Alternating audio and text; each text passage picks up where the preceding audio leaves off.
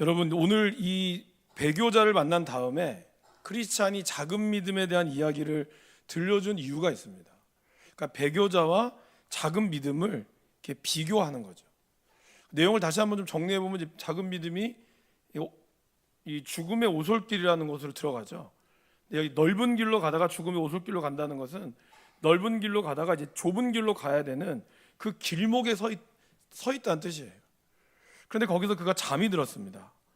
그래서 잠이 들었다라고 하는 것은 그가 이 믿음 가운데서 새 생명을 받긴 했으나 영적인 관심이 약화되고 영적인 체험에 있어서 침체되고 세상적인 것에 많은 관심을 보일 때 이 영적인 잠에 빠진다라는 것을 의미합니다. 그러니까 믿음은 있으나, 믿음은 갖고 있지만 그 믿음이 어떤 더 성장하거나 이러는 것보다는 좀 더, 그러니까 약간의 그 발을 담그고 있는 그런 모습을 이야기하는 거죠. 그럴 때 작은 믿음의 돈을 강도질하러 온 세 사람이 나타나죠. 그 세 사람이 누굽니까? 그 사람이 겁쟁이와 불신과 범죄한 형제들이었죠. 한 형제예요. 여러분, 이 세 형제, 바로 겁쟁이하고 불신과 범죄라고 하는 이 세 형제는, 화면을 띄워주세요, 목사님. 이 형제들은 믿음을 지키지 않는 자아의 모습에 세 가지의 모습이 나온다는 걸 얘기해요. 우리가 작은 믿음을 가지고 있으면, 우리가 믿음을 신실하게 지키지 못하면 겁쟁이처럼 어려움이 찾아올 때 약한 마음에 사로잡히게 되고, 그리고 불신하고 결국에는 하나님을 떠날 수 있는 그런 범죄를 저지른다라는 것을 의미합니다. 그럼 이 작은 믿음이 돈을 빼앗기려고 했잖아요. 막 빼앗기려고 하니까 그때 빼앗기지 않으려고 막 이렇게 막 애를 썼어요. 그 소리를 질렀죠. 그때 셋째 형제였던 범죄가 커다란 곤봉으로 작은 믿음의 머리를 내리쳤죠. 그럼 이 커다란 곤봉은 뭘 뜻할까요? 이건 율법을 뜻합니다. 율법이 그의 양심을 내리쳐서 그의 마음에 사망이 이르겠다라는 겁니다. 우리 로마서 7장 23절에서 24절에 나와 있는 그 사도 바울의 고백을 함께 같이 한번 읽어보겠습니다. 내 지체에는 다른 법이 있어서 내 마음의 법과 맞서서 싸우며 내 지체에 있는 죄의 법에 나를 포로로 만드는 것을 봅니다. 나는 비참한 사람입니다. 누가 이 죽음의 몸에서 나를 건져 주겠습니까? 사도 바울은 고민이 뭐였습니까? 율법을 지키는 것과 내 속에는 끊임없이 하나님을 사모하는 마음이 있는데, 그 안에 이것이 세상으로 나오면 나도 모르게 이중적인 모습이 나온다는 거죠. 그러니까 자기가 믿음이 있다라고 하면서도 마음을 먹지만 다시 이것을 현실 속에 부딪히다 보면 그 믿음 안에 자기의 연약함을 자기가 보게 된다는 거예요. 그러면서 바울 자신도 이 곤고한 이 사망의 몸에서 누가 나를 건져내랴, 이것을 바울이 절규처럼 이야기를 하죠. 어쩌면 작은 믿음도 그렇게 믿음을 가지고 이거 지키고 싶은데, 이 지키고 싶을 때 이 율법이 자기의 마음을, 양심을 후려치는 것을 그가 경험했다는 거죠. 그런데 이 강도들이 두려워하는 이가 있었다고 그랬어요. 이렇게 그 곤봉을 맞고 쓰러졌을 때 그들이 기다리고 있었는데 어느 소리를 듣고 그가 두려워했던 것이 누구였다고 그랬죠? 좋은 확신이라는 도시에 살고 있는 대은혜였습니다. 그러니까 우리가 이 강도를 물리칠 수 있는 힘은 뭐밖에 없을까요? 은혜밖에 없다는 거예요. 우리의 율법으로든지 우리의 어떤 행동으로 우리가 이것을 이겨낼 수 있지 않다라는 거예요. 그것을 오늘 우리에게 이야기합니다. 작은 믿음은 이제 거기 이렇게 나오죠. 작은 믿음이 돈을 빼앗겼지만 모든 것을 빼앗겼을까요? 보석을 빼앗기지 않았다고 그랬습니다. 보석을 빼앗기지는 않았지만 그는 생활비를 빼앗겼다라고 표현하죠. 그렇기 때문에 그가 앞으로 험난한 여정이 놓여져 있다라는 것을 이야기합니다. 먼저 베드로전서 4장 17절 18절 말씀을 우리 화면을 통해서 같이 한번 읽어보겠습니다. 하나님의 집에서 심판을 시작할 때가 되었나니 만일 우리에게 먼저 하면 하나님의 복음을 순종하지 아니하는 자들의 그 마지막은 어떠하며, 또 의인이 겨우 구원을 받으면 경건하지 아니한 자와 죄인은 어디에 서리요. 17절 말씀 그냥 그대로 놔둬주세요. 여기 보면 하나님께서 이 땅을 심판하실 때 하나님의 심판이 먼저 어디서부터 온다고 되어 있습니까? 하나님의 집에서부터 온다고 얘기되어 있습니다. 하나님의 심판을 시작할 때가 되면 먼저 우리에게 나온다는 거예요. 그러면 이렇게 우리도 이렇게 심판이 해서 하나님의 심판이 먼저 받으면 과연 하나님께 순종하지 않는 자들은 얼마나 어렵겠냐는 거죠. 그런 다음에 4장 18절에 뭐라 그러죠? 의인이 겨우 구원을 받으면 경건하지 않은 자와 죄인들은 어디에 서겠느냐. 그만큼 하나님의 심판이 이 시대에 오면 굉장히 어려워진다는 것을 의미합니다. 근데 오늘 이 작은 믿음은 보물은 빼앗기지 않았다 그랬어요. 이 보물은 나중에 나오겠지만 이 보물은 믿음과 소망과 사랑을 뜻합니다. 그러니까 이 믿음은 믿음과 소망과 사랑이라는 보물을 잊지는 않았으나 그러나 그가 걸어가는 여정에 있어서 그런 생활에 필요한 것들은 빼앗겼다는 거죠. 여러분, 우리가 예수를 믿는다는 것은 어떤 의미가 있습니까? 예수님을 믿는다는 것은 우리가 나중에 죽어서 천국을 가는 의미도 있지만 이 땅 가운데서 우리가 하나님이 주시는 풍성함을 누린다는 걸 뜻하는 거거든요. 근데 이거는 작은 믿음이 됐을 때는 그거를 온전히 누릴 수 없다라는 것을 이야기한다는 거죠. 요한복음 10장 10절 말씀에 보면 도둑이 오는 것은 도둑질하고 죽이고 멸망시키려는 것뿐이요 내가 온 것은 양으로 생명을 얻게 하고 더 풍성히 얻게 하려는 것이라. 그러니까 주님이 이 땅에 오신 이유는 뭐라고요? 생명을 얻게 하고 더 풍성히 얻게 하려고 주셨다는 거죠. 그러니까 우리가 내세에 대한 소망을 가지고 있는 건 맞지만 그것이 오늘 이 땅에서 하나님이 주시는 그런 풍성한 은혜를 우리가 믿음이 적으면 그거를 누리기가 어렵다라는 것을 오늘 이 작은 믿음을 통해서 우리에게 하나님은 들려주고 있다는 것입니다.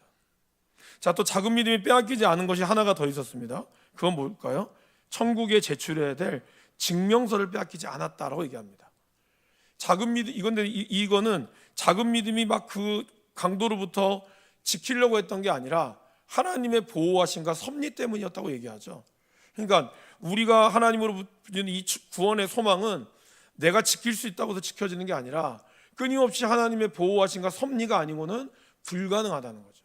그러니까 하나님의 은혜를 우리가 늘 사모하지 않으면 안 된다라는 것을 이야기합니다. 자, 7번에 보시면 작은 믿음이 보석을 팔지 않은 것은 무엇을 의미할까? 아까 제가 얘기했죠. 보석은 믿음과 소망과 사랑을 의미합니다. 그는 이것을 매우 귀하게 여겼기 때문에 가는 여정은 힘들었지만 팔지 않았습니다. 이때 먼저 히브리서 말씀을 저와 같이 읽어보실까요? 우리가 이같이 큰 구원을 등한히 여기면 어찌 그 보응을 피하리요? 이 구원은 처음에 주로 말씀하신 바요 들은 자들이 우리에게 확증한 바니. 그러니까 여기서 얘기하는 큰 구원은 뭘까요? 바로 예수 그리스도를 얘기합니다. 히브리서는 구원을 큰 구원과 작은 구원을 얘기를 해요. 작은 구원은 율법으로부터의 구원이죠. 히브리서는 신약의 레위기라고 불려질 만큼 아주 구약적인 요소들이 강합니다. 여러분, 이 히브리서의 배경을 잠깐만 말씀을 드리면 약 한 100년도쯤에 90년에서 100년도에 히브리서가 쓰여졌다고 알려져 있어요. 그럼 이때 어떤 일이 일어났을까요? 70년대 AD 70년에 얌리아 회의라고 하는 회의가 일어나면서 유대인들 사이에서 다시 한번 좀 뭉치는 계기가 하나가 있었어요. 그러면서 유대인들 중에 크리스찬이 있으면 이 사람들과의 모든 거래와 모든 어떤 활동들을 금해버리는 법을 내리게 됩니다. 그러니까 유대인 중에서 크리스찬들이 일종의 우리로 치면은 어떤 신용 협동조합 같은 형태로 유지가 되었는데 이 조합원에서 탈퇴가 되게 되는 거예요. 예수를 믿게 되면 회당에서 쫓겨나게 되는 거죠. 근데 그것만이 전부 다가 아니었어요. 그들의 자녀들이 어떠한 그 공동체 사회에서 이 아이들이 학교를 가든지 아니면 무엇을 하든지 간에 이들은 이것으로부터 자격을 인정받지가 못하게 되는 거죠. 그러니까 어디에 가도 취업이 안 된다는 뜻이에요. 자기만 그러면 좀 참을 수 있겠지만 자녀까지 이렇게 강력한 압박이 들어왔고, 그런 가운데 로마에서는 이 네로 황제와 그리고 그 뒤에는 도미티안 황제에 이르러서는 대대적인 박해가 강력하게 일어나게 됩니다. 그러니까 유대인 크리스찬들은 이 동족 간에서도 외면을 당해야 됐고 로마에서부터도 강력한 그런 제재를 받게 되는 사면초가의 위기에 몰리게 됩니다. 근데 그러면서 유대인들이, 그러니까 이제 그 유대교 유대인들이요, 전통 유대교인들이 이들에게 채찍을 이렇게 주는 것뿐만 아니라 당근을 또 주는 거예요. 너희들이 돌아오기만 하면 너희들의 모든 것을 묻지도 따지지도 않고 지위를 회복시켜 주겠다. 그러면서 그들이 동시에 했던 말이 뭐였냐면, 야, 너희들이 믿고 있는 예수도 결국에는 우리가 옛날에 믿었던, 예전에 믿었던 하나님 아니냐, 하나님의 아들이라며. 그러면 그 아들보다 더 크신 하나님이 우리가 믿는 하나님이고, 우리는 그 율법, 모세의 율법, 예수가 말했던 모세의 율법보다 우리가 훨씬 더 앞서 있는데 왜 너희는 예수를 믿느냐? 너희의 구원이나 우리의 구원이나 다를 게 뭐가 있느냐? 이런 식으로 회유가 들어간 거예요. 그러니까 어떤 일이 발생했을까요? 유대교 크리스찬들이 그들의 말에 흔들리기 시작하는 거예요. 그러면서 이 안팎으로 오는 박해와 그 어려움 가운데서 그들이 흔들리다 보니 이 히브리서 기자를 쓴 아마 목회자라고 알려져 추측을 하는데, 이 자기 교회 성도들이, 쉽게 얘기하면 우리 평화교회 성도님들이 여기 있다가 다른 교회로 막 가는 거예요. 근데 그냥 뭐 다른 교회로 가실 수는 있지만, 그러니까 이단 교회로 가는 거예요. 이단 교회로 가면서 거기가 더 여러 가지로 좋고 거기도 똑같은 하나님이 있으니까 글로 가렵니다. 이런 일이 되다 보니 얼마나 이 목회자 입장에서 가슴이 아프겠습니까? 그냥 뭐 여러분들이 뭐 수영역교회 간다거나 아니면 다른 정통적인 교회를 간다 그러면 가슴이 아파도 그냥 보낼 만한 이유가 있겠지만 그게 아니었다는 거예요. 그러니 이 히브리서 목회자는 너희가 지금까지 예수님, 이 율법의 완성자 되시는 예수님의 큰 구원을 믿어왔는데 왜 다시 작은 걸로 돌아가려고 하느냐, 이러면 너희들이 정말 큰일 난다고. 이런 얘기가 히브리서의 말씀의 주요 골자예요. 그러면서 히브리서 11장에 막 믿음의 사람들 있잖아요. 근데 이 믿음의 사람들을 소개하면서도 결국에는 뭐예요? 이들은 믿음을 가졌지만 약속된 성을 바라보지 못했다, 들어가지 못했다. 그런데 히브리서 12장에 이와 같이 구름같이 허다한 증인들이 너희에게 있으니 너희는 오직 예수를 바라보라, 이 말이에요. 그렇게 믿음으로 지켰던 이들도 결국 예수님을 바라보지 못하고 죽었다. 그러나 이제 예수님이 오셔서 너희들 가운데 나타났는데 너희들은 이러한 믿음을 가지고 오직 예수님만을 바라보아라고 했던 게 히브리서 말씀의 골자거든요. 오늘 이 말씀이 그렇습니다. 작은 모습이 믿음을 팔지 않았던 것은 바로 히브리서 말씀에 나오는 것처럼 큰 구원을 등한시 여기지 않았다는 거죠. 비록 이 땅에서의 삶은 고달팠지만 그래도 이것 때문에 내가 더 중요한 걸 놓칠 수 없다라고 하는 마음이 있었다는 거예요. 그럴 때 이 소망이 무슨 얘기를 하죠? 에서 이야기를 들죠. 에서도 자기의 보석을 팔지 않았습니까? 그래서 팥죽을 먹고 배고픔을 이겼잖아요. 그러면 이 작은 믿음도 자기 보석 팔아가지고 먹고 좀 배불리하면 좋지 않을까요? 라는 질문을 한 거죠. 그때 이 크리스찬이 했던 말이 히브리서 12장 15절에서 16절 말씀입니다. 우리가 화면을 통해서 같이 읽어보겠습니다. 너희는 하나님의 은혜에 이르지 못하는 자가 없도록 하고 또 쓴뿌리가 나서 괴롭게 하여 많은 사람이 이로 말미암아 더럽게 되지 않게 하며 음행하는 자와 혹 한 그릇 음식을 위하여 장자의 명분을 판 에서와 같이 망령된 자가 없도록 살피라. 그러니까 작은 믿음이지만 정욕적인 것을 위해, 자기의 배고픔과 자기의 정욕을 위해서 영적인 것과 신령한 것을 팔아버리지는 않았다라는 겁니다. 이 믿음이 귀하다라는 거죠. 그래서 제가 처음에 말씀드렸던, 그러면 배교자와 작은 믿음은 비슷해 보이죠? 그런데 왜 다를까? 여기서 이 지점에서 다른 거예요. 모습은 비슷할지 모르지만 작은 믿음은 자기가 가지고 있는 이 보석을 끝까지 붙들고 살았어요. 그래서 방종의 삶을 피하였고 구원의 은혜를 그는 끝까지 소중히 여겼습니다. 그래서 배교자와 작은 믿음은 이렇게 삶이 달랐다라는 것을 이야기합니다. 우리 로마서 6장 12절에서 13절 말씀을 한번 같이 읽어보겠습니다. 그러므로 너희는 죄가 너희 죽을 몸을 지배하지 못하게 하여 몸의 사역에 순종하지 말고, 또한 너희 지체를 불의의 무기로 죄에게 대주지 말고 오직 너희 자신을 죽은 자 가운데서 다시 살아난 자같이 하나님께 드리며 너희 지체를 의의 무기로 하나님께 드리라. 히브리서 6장 12절 로마서의 말씀이죠. 자, 그럼 여러분, 이 말씀이 의미하는 바가 뭘까를 저하고 잠깐 좀 살펴봤으면 좋겠습니다. 먼저 여러분, 믿음이라는 것은 작은 믿음이든지 큰 믿음이든지 구원을 받을까요? 못 받을까요? 구원을 받죠. 금덩어리가 작다고 해서 그 금덩어리가 금이 아닌 게 아니죠. 뭐 돈이 구겨졌다고 해서 돈의 가치가 사라지는 건 아니죠.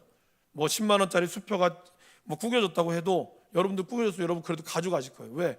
구겨져도 돈은 돈이거든요. 그런데 이것이 이왕이면 돈이 좀 빳빳해지기를 원하고 이왕이면 깨끗한 돈을 우리는 쓰기를 원하는 마음이 있는 거죠. 오늘 여기서 얘기하는 거는 크게 두 가지입니다. 작은 믿음이나 큰 믿음이나 구원에 대해서는 사실은 괜찮다, 문제가 없다. 그러나 작은 믿음을 가지고 있을 때는 이 땅에서 살아가는 것이 참 쉽지 않다라는 겁니다. 이제 이 작은 믿음이 아까 강도를 만나서 건달을 통해서 이렇게 돈을 빼앗기고 나서 그 여정 내에 매우 비굴한 삶을 살았다 그랬잖아요. 뭘 의미할까요? 이 땅에서 예수를 믿고는 있으나 그의 그 작은 믿음 때문에 세상과 하나님과 자꾸 겸하여 섬기기 때문에 그의 믿음이 늘 하나님 앞에서 의롭지 못하기 때문에 그는 하나님의 큰 은혜를 제대로 경험하지 못한다는 것을 의미합니다. 그리고 작은 믿음이 걸어가면서도 자기가 보석을 가지고 있는 걸 잊었다 그랬죠. 무슨 말입니까? 믿음, 소망, 사랑이라는 것을 삶에서 실천하지 못했다는 거예요. 흔적을 드러내지 못했다는 거예요. 그리고 이것을 가끔 기억이 날 때는 위안이 되지만 오히려 이것 때문에 자기가 또 강도로부터 돈을 잃은 것 때문에 그것 때문에 가슴 아파한다는 거예요. 그러니까 여러분, 우리가 예수를 믿어도 예수를 믿는데도 우리 안에 기쁨이 없고 우리 안에 뭔가 어려운 것 때문에 맨날 불평과 불만을 하는 그 사람도 구원을 받을까요? 못 받을까요? 구원을 받는다는 거예요. 그러나 그 구원의 여정이 너무나 고달프고 너무나 힘들다는 것을 이야기합니다.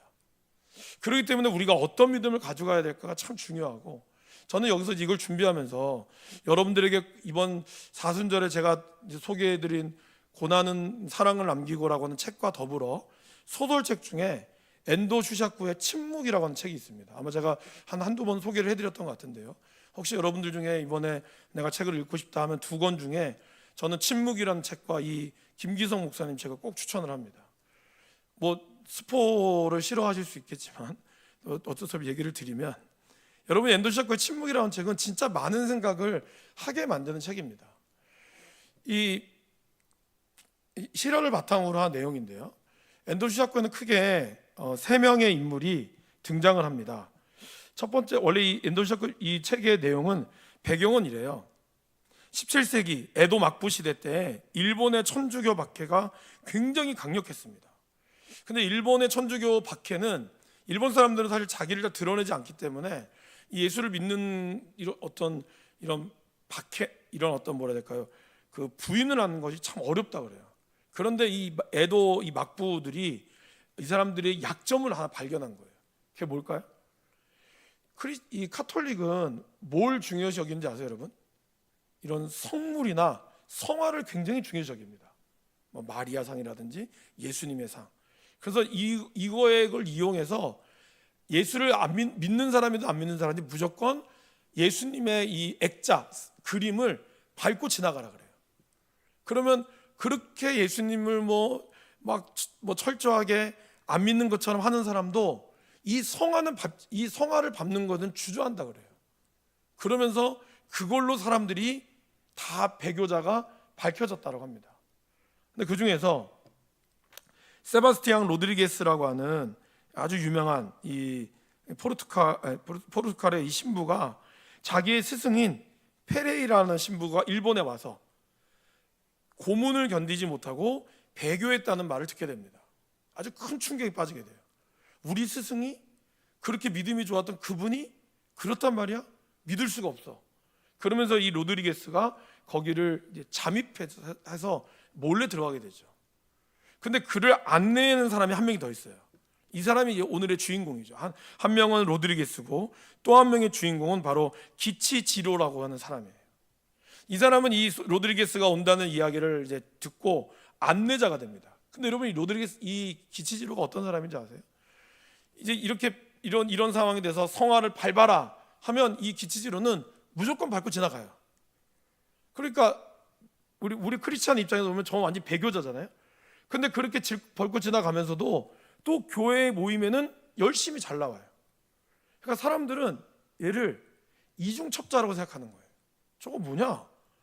로드리게스한테도 그렇게 막 안내도 하면서도 막상 위기의 순간에 닥치면 자기는 그 성화를 거침없이 밟고 갑니다. 그러니까 이 로드리게스가 이 사람 경멸하죠. 그럼 여러분, 로드리게스는 배교를 했을까요? 안 했을까요? 읽어보세요. 네. 기치즈로가 우리에게 주는 의미가 뭘까? 제가 오늘 왜 이 얘기를 이 작은 믿음과 연관을 짓느냐? 이것이 우리의 신앙과 굉장히 유사하기 때문이라는 거죠. 기치지로는 이걸 계속 밟고 지내. 사람들이 그걸 욕합니다. 야, 너는 교회 다닌다면서 왜 그걸 밟으면 안 되잖아. 왜 밟아? 근데 그때 기치지로가 그런 말을 해요. 너무 무섭다고. 자기는 이렇게 이 고문당하고 이런 게 너무 무서운 거예요. 그런데 동시에 자기는 예수님을 너무 사랑한다는 거예요. 이 이중적인 모습이지만 이 솔직한 모습에 로드리게스는 과연 이 사람을 나중에 어떻게 대할까요? 그가 마지막에 이 성화를 밟아야 되는 순간에 그에게 들려오는 하늘의 음성이 있었습니다. 책을 읽어보시면 됩니다. 내용이 제가 이걸 한 세네 번 읽었거든요. 처음에 너무 이해가 안 됐어요. 이거 이 기치지로 완전 쓰레기 아니야? 그랬거든요. 근데 내용을 읽으면 읽을수록 이 엔도 슈샤쿠가 주는 이 굉장한 이 의미가 있다. 이 엔도 슈샤쿠는 여러분 그 미우라 의학군가요? 여러분들 예전에 아주 유명했던 빙점이라고 하는 소설 아시죠? 그 소설가와 함께 일본에서 이 두 명의 아주 위대한 일본 작가입니다. 크리스찬 작가입니다. 굉장히 유명한 크리스찬 작가. 원래 빙점도 크리스찬 작가죠. 이분도 굉장히 독실한 크리스찬이고 그래서 이 두 소설이 일본의 역사와 그런 어떤 일본의 어떤 신앙을 아주 잘 보여주고 카톨릭의 모습을 잘 보여줍니다. 근데 저는 그러니까 이 작은 믿음이 떠오른 거죠. 오늘 우리가 정말 이 큰 믿음처럼 우리가 얘기하는 뭐 바울처럼 그리고 아니면 뭐 베드로처럼 아니면 아브라함처럼 그런 믿음을 우리가 가져가기를 소원합니다. 근데 막상 현실의 앞에 우리 앞에 오게 됐을 때 과연 우리는 어떤 선택을 하게 될까? 그런 기로가 안 서길 바라지만 그런 기로 앞에 당장 현실적인 문제 앞에 우리의 믿음이 이 믿음을 어떻게 서야 되는 이 믿음 앞에 우리가 설 수 있다라는 거죠. 오늘 이 작은 믿음은 그것을 우리에게 이렇게 보여줍니다. 자, 그래서 매일 결론을 넘어가 보실까요? 다음 뒷페이지 넘겨보시면요. 먼저 여러분 우리가 한번 물어봐야 하는 거죠. 나는 과연 어떤 믿음을 가지고 있을까? 그렇죠? 그리고 우리가 그렇기 때문에 다른 사람의 믿음을 사실 함부로 판단하기 어렵다라는 거예요. 하면 안 된다는 거죠. 여러분들이 정말 뭐 가장 대표적인 예가 이런 명절 때만 되면은 그런 어떤 제사에 대한 문제가 있잖아요. 그럼 제사 안 드리는 게 맞죠. 맞지만 제사를 안 드리고 싶지만 그 시댁의 엄격한 뭐 여러 가지 많은 집안의 엄격함 때문에 나는 제사 안 드리랍니다 하기가 쉽지 않은 그런 구조 가운데서 과연 그 사람한테 너 이렇게 믿음이 없어? 라고 우리가 그렇게 얘기할 수 있냐는 거예요. 그리고 그걸 들었다고 해서 저 사람이 너는 배교자다, 너는 구원도 못 받는다 이렇게 우리가 이야기할 수 있냐라는 거예요. 우리도 모르게 어느 순간 나의 믿음과 다른 사람의 믿음이 비교되고 나아간다는 거죠. 그러나 작은 믿음을 가지고 있는 것은 확실히 구원에는 하나님의 약속이지만 그러나 그 작은 믿음은 우리의 이 땅에서의 삶을 힘들게 만드는 건 맞아요. 그러니까 우리는 믿음을 키워야 되겠죠. 계속해서 하나님으로부터 은혜로 오는 그것을 우리의 믿음의 근육들을 계속해서 키워나가기 위해서는 두 번째, 매일매일 하나님의 은혜를 사모하며 늘 나아가야 한다는 거예요. 내 힘으로 할 수 없다는 걸 인정하고 나아가야 하는 것이고 그리고 이것을 공동체가 함께 기도하며 함께 격려하며 나아가야 한다는 것이 가장 중요한 겁니다. 나 혼자 힘으로는 안 되잖아요. 나 혼자 힘으로 안 되기에 우리에게 하나님은 교회라고 하는 공동체를 주셨습니다. 그래서 우리가 함께 같이 기도하고 함께 연약한 무릎을 일으켜 세우고 그리고 같이 그 길을 걸어 나갈 수 있도록 하는 게 중요하다는 것이죠. 믿음이 연약한 자를 비판하지 않는 것도 중요합니다. 오늘 우리 로마서 13장을 아마 맥체인 성경으로 읽으셨을 텐데요. 믿음이 연약한 자를 담당해야 된다 그랬죠. 그래서 먹는 것으로 인해서나 여러 가지로 인해서 우리가 함부로 판단하면 안 된다라는 것이 중요합니다.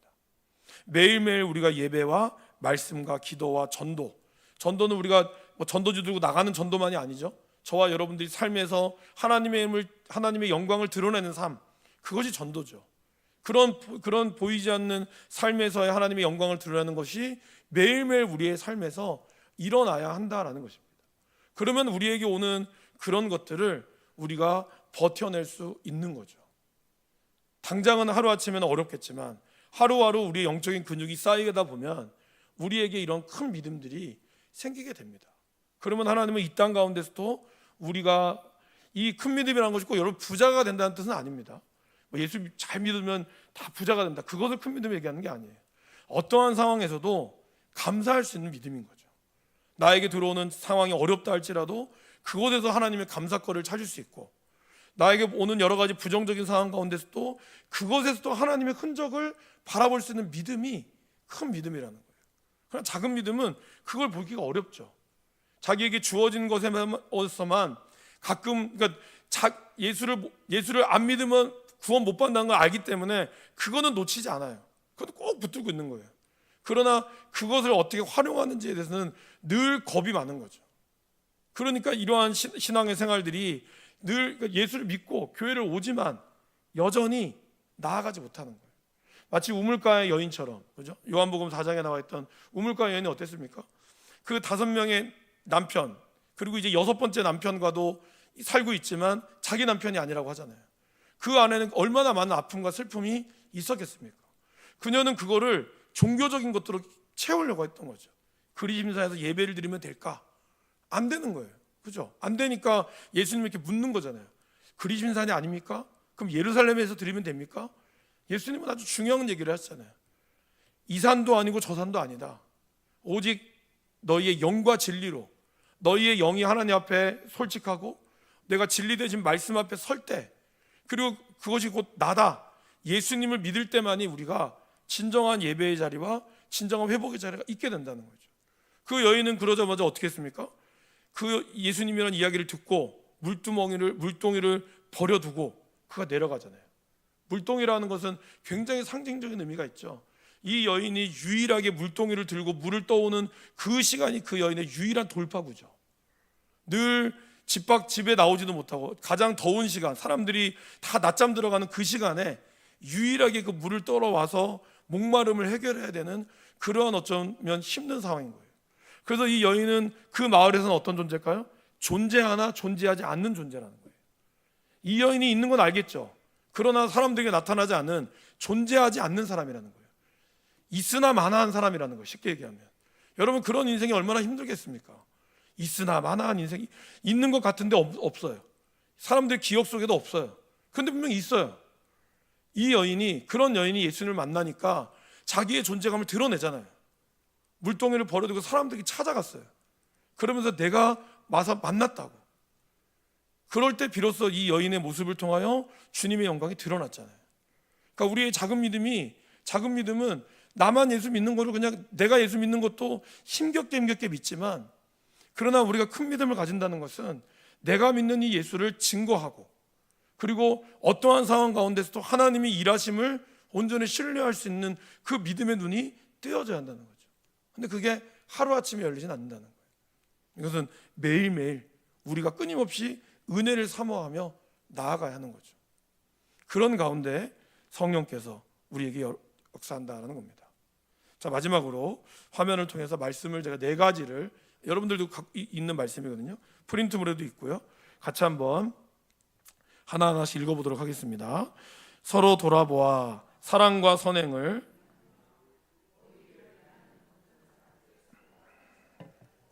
오직 권하여 그날이 가까움을 볼수록 더욱 그리하자. 그러니까 우리가 이럴 때일수록 모이기를 패하는 사람들의 습관처럼 하지 말고 더욱더 모이기를 힘쓰자라는 거예요. 그러면 그 모임 가운데는 무슨 말을 해야 될까요? 그 다음, 그러므로 피차 권면하고 서로 덕을 세우기를 너희가 하는 것 같이 하라. 피차 권면하고 서로 덕을 세워주라는 거예요.